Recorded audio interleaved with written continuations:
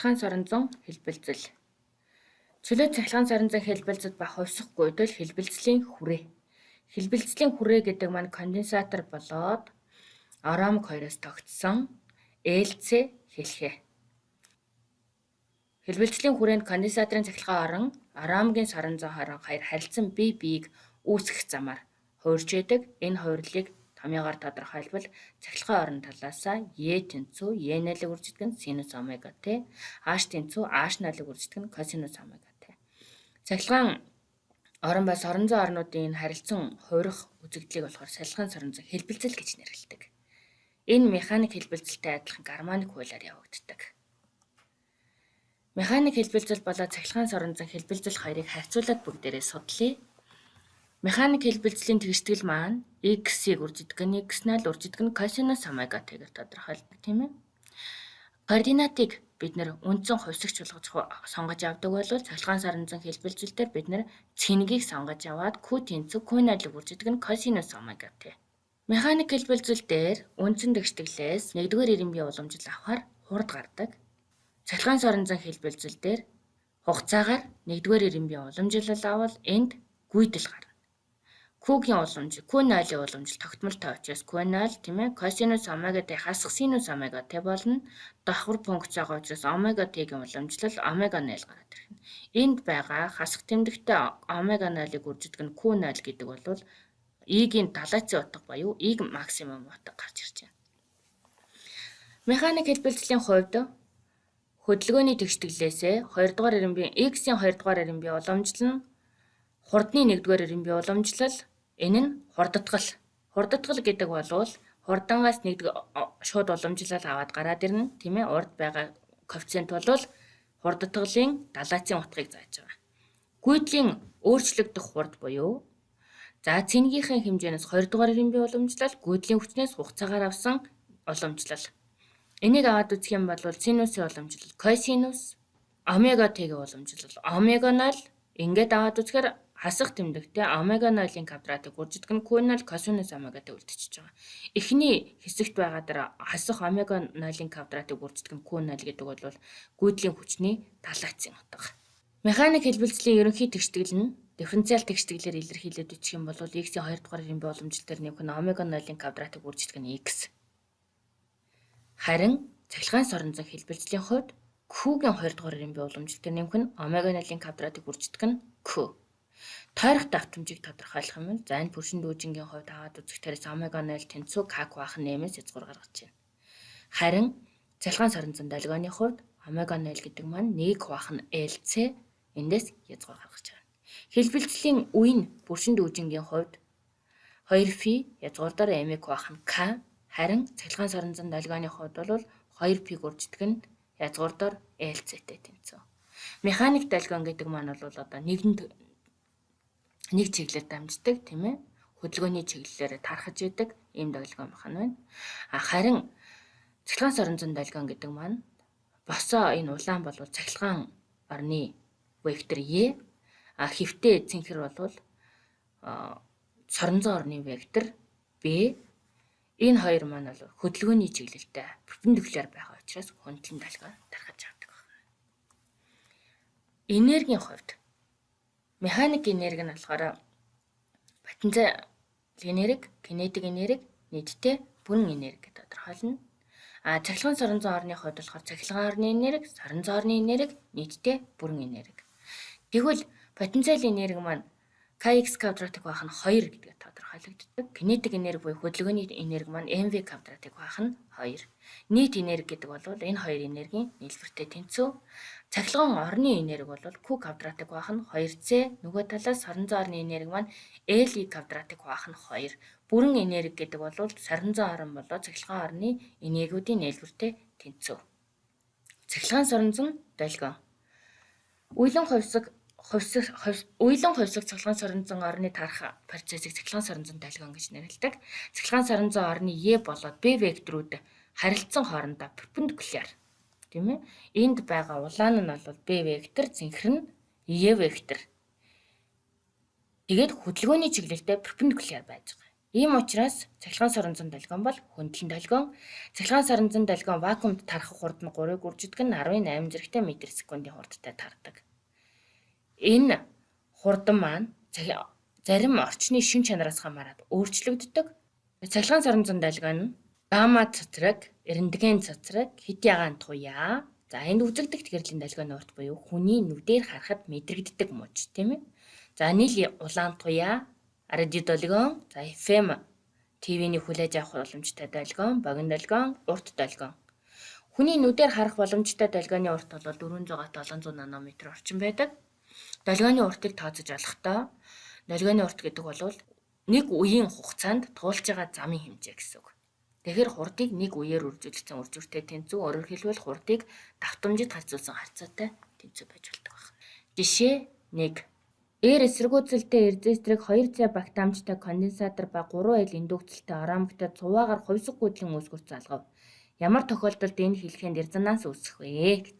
XL тэнцүү XC үед бол резонанс үүсэх ёстой, тийм ээ. Тэгэхээр XL гэдэг бол омега гүржидэг нь L-тэй тэнцүү, XC гэдэг бол 1-ийг хуваах нь C омегатай тэнцүү.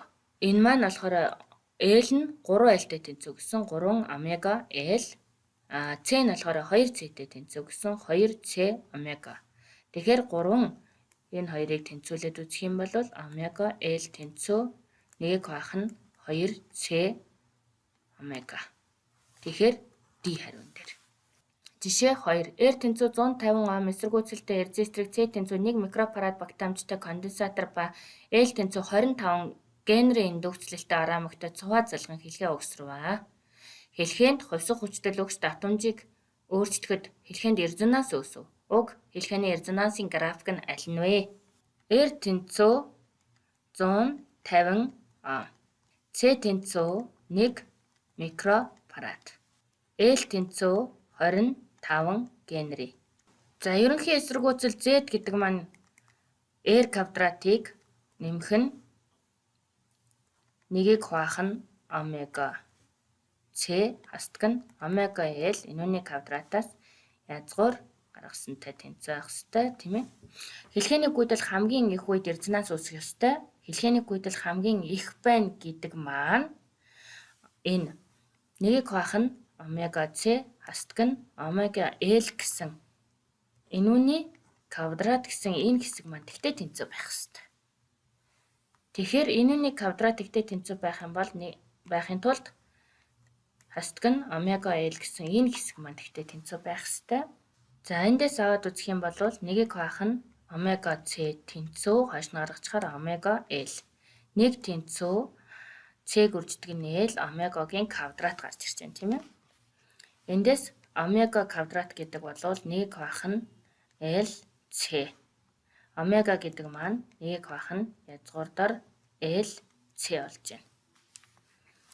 Эндээс омега тэнцүү 1-ийг хуваах нь L гэдэг маань 25 генри, үрждэг нь C нь 1-ийг үрждэг нь 10-ын асах 6 зэрэгтэй парад. Эндээс язгуур гаргачих. Энэ тэнцүү 5-ны 1 10-ын 3 зэрэгтэй ардианыг хуваах нь секунд. Энэ нөхцөлд резонанс үүсэх нь. Тэгэхээр далайцын нутаг нь 5-ны 1-тэй гэхээр чинь C хариу байх нь. 2016 оны 28 дугаар даалгавар. Хэлбэлцлийн хүрээний индукцэл нь 20 мг, багтаамж нь 2 микрофарад бол хүрээний цахилгаан соронзон хэлбэлцлийн тойрох давтамжийг олно. L тэнцүү 20 мг, C тэнцүү 2 микрофарад. Омега тэнцүү хэд вэ? За омега тэнцүү 1-ийг хуваах нь L C байх ёстой. Өмнөх баталгаанд бид нар гаргалгаа хийж гаргасан, тийм ээ. Эндээс үзэх юм бол 1-ийг хаваадаг нь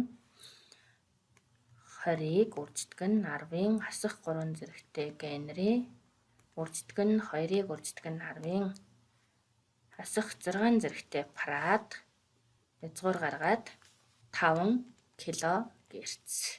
Жишээ 4. 2016 оны 29-р даалгавар. Хэлбэлцлийн хүрээнд конденсаторын цэнэгийн далайц нь 9 дахин ихсэхэд уг хүрээний нийт энерги хэд дахин ихсэх вэ? За, конденсаторын алдсан дээрх цэнэгийн утга хамгийн их болох агшинд цахилгаан орны энерги хамгийн их утгандаа хүрнэ. Цахилгаан орны энергийн хамгийн их утга бол Q-гийн далайцын квадратыг хуваах нь 2c байх хэрэгтэй, тийм ээ? Далайцын утга бол хамгийн их утга шүү дээ. Тэгэхээр Q 2 дугаар тохиолдол нь болохоор 2 дугаар тохиолдлын далайцын утга нь 1-ийн далайцын утгаас 9 дахин их шүү дээ. Нэмэгдэхээс өмнөх энергийн утга нь болохоор E цахилгаан орон за 1m. Тэнцүү Q 1m-ийн квадратыг хуваах нь 2c. Нэмэгдсэний дараах цахилгаан орныг эндэгччээ. Цахилгаан орон 2 максимум утга нь Q 2-ийн максимум утгын квадратыг хуваах нь 2c. Эндээс цахилгаан орны за 2-ыг бид нар 1-р-т харьцуулах ёстой. За энэ тэнцүү Q 2 далайцын утгыг хуваах нь 2c. Үржигдэх нь 2c хуваах нь Q 1-ийн далайцын утгын квадрат энэ тэнцүү 81 Q 1-ийн далайцын утга энэний квадратыг Q 1-ийн далайцын утга энэ хоёр хоорондоо харагдаад энэ тэнцүү 81 дахин ихсгэнэ. Жишээ 5. Хувьсах гүйдлийн хэлхээний хүчтлийн үйлчлэгч утга нь 220 вольт, давтамж нь 50 Гц бол хүчтэл хугацаанаас хамаарлыг тогтоо. Анхны фаз нь 3F. За, үйлчлэгч утга нь буюу эффектив утга нь 220 вольт. Давтамж нь 50 Гц. Анхны фаз нь пик хуваах нь 3. За, U0 гэдэг бол эффектив утга буюу үйлчлэгч утгыг язгуурдаар 2-т үржүүлсэн. Үржүүртэй тэнцүү. Тэгэхээр 220 вольтыг үрждэг нь 1.4 тэнцүү 308 вольт. U0-ийн утга бол за омегаг бодож олъё. Омега гэдэг чинь 2φ ньюта тэнцүү байх ёстой. 2-ыг үрждэг нь 314, үрждэг нь 50 Гц тийм ээ. Эндээс үзэх юм бол 314 радианыг хуваах секунд. За юуны тэгштэглээ бичье? U тэнцүү U0-ыг тэгштэглээ бичих юм бол U тэнцүү U0-ыг үрждэг нь синус омега t дээр нэмэх нь p0 байх хэрэгтэй тийм ээ. Тэгвэл U тэнцүү U0 маань 308 вольт гарсан. За тэгээ синус омега гэдэг чинь 314 гарсан. Нэмэх нь p0-ийн утга бол пик хуваах нь 3 гэдэг өгдсөн. Иймээс хувьсах гүйдлийн хүчтэл нь хугацаанаас хамаарал нь ийм байх нэ. Анхаарал тавьсанд баярлалаа. Амжилт хүсье.